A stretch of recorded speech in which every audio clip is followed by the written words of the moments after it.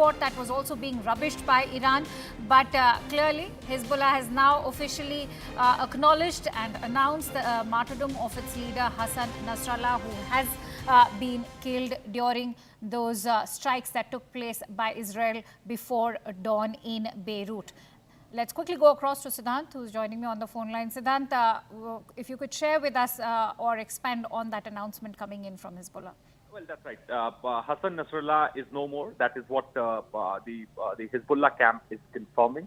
Perhaps the word was waiting for this confirmation, because it was only Israeli side which had announced early in the morning that Hassan Nasrallah has also been eliminated in the recent air strikes that have been carried out by Israeli forces in Beirut. Now, what would be the strategy of Iranian camp is something which we all are looking for, because till now they were in denial that there is nothing of this sort that has happened, and they were asking Lebanese side to either confirm or deny. Now, since the Hezbollah, it's coming directly from the horse's mouth, has announced that Hassan Nasrallah is no more, perhaps a big setback to Iranian security framework. Also, the proxies, those who work for Iran in coordination with Iran, it's a big blow to their morale. The proxies which are fighting against Israel, and perhaps a very tough time for Iran, because it would really be interesting to see what's going to be the Iran next move, because geopolitical factors are also not favoring Iran to retaliate. You know, Siddhant, which is why I want you to, in fact, do share with us what are those geopolitical factors which are currently stopping Iran, because remember, there's nothing stopping them. During the election campaigning in the United States, we've seen the Iran rhetoric also getting high. There are fears that, you know, now they are nuclear armed. Donald Trump's been talking about it. So what's stopping Iran from retaliating? Well, look, when the Iranian consulate was attacked by the forces in early this year, then there was a retaliation from Iran.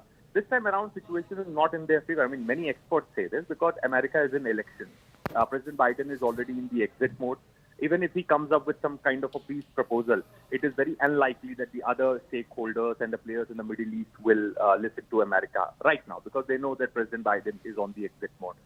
Point number two, if tomorrow Trump comes, then there would be a complete change in the U.S. policy for the Middle East, and especially the ongoing war. So both stakeholders, Israel and Iran, both understand the significance of, or perhaps how it would affect the policy if Trump comes to power.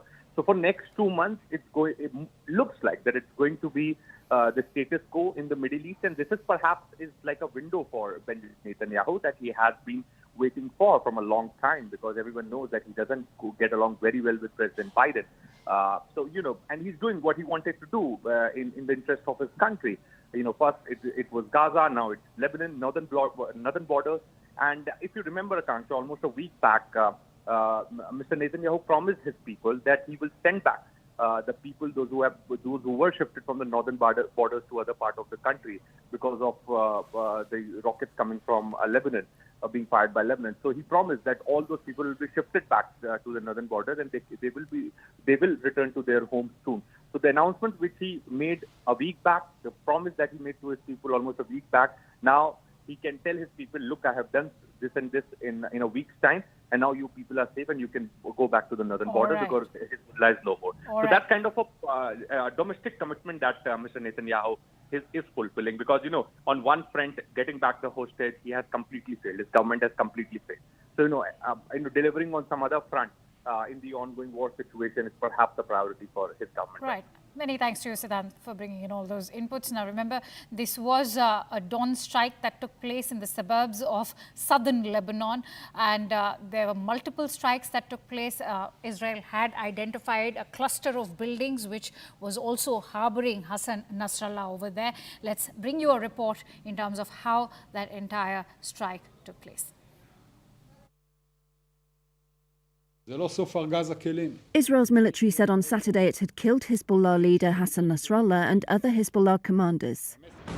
It said Israeli fighter jets struck the group's central headquarters in the southern suburbs of Beirut a day earlier. Reuters was not immediately able to confirm the claim, and Hezbollah has so far made no statement. Nasrallah led Hezbollah for 32 years. In his decades in charge, the Lebanese group grew into a regional force projecting Iran's influence across the Middle East. His death would mark an enormous blow to Hezbollah and to Iran.